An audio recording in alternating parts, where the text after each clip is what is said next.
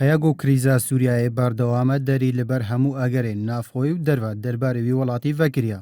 جۆن کیری وەزیرê derveyê Amerîka di hevdehêvê mehêda ragihand ku welatê wî dê gel Tirkiyeyê de dê operasyoneke hevbeş dest pê kirin ji bo parastina snûrê Bakurê Sûriyayê. Devera got Daeş wê bekar têne ji bo veguhestina çek û çekdaran.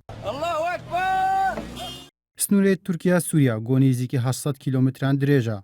Ji bajarê Dêrikê heya bajarê Kobanê li Rojavayê Kurdistanê bi dirêjiya 400 kîlometran dibin kontrola hêzên yekîniyên parastina gel Yebegê de ye. Devera navbera Cerablos Azaz lê ser snûrê Tirkiyeyê ya got 110 kîlometran dirêj e. Her yek ji Daeş, Bereya Nusra û Artêşa Azadê de belav dibin.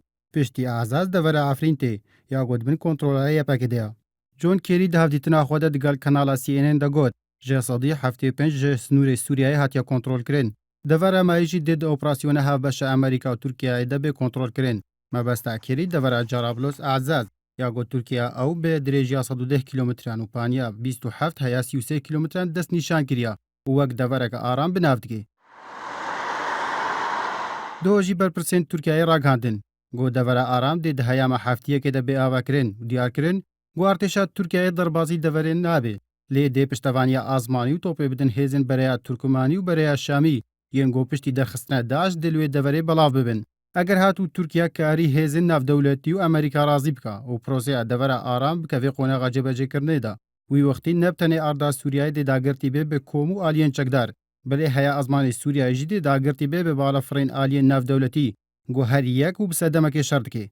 Balafirên Rûsyayê li asmanê parêzgehan Idlib, Hema, Homs û gundewarên başûrê Helebê bombebaran dikin. Balafirên Amerîka jî li deverên Kurdan û li başûrê Hesekê çekdarên Daeş bombebaran dikin.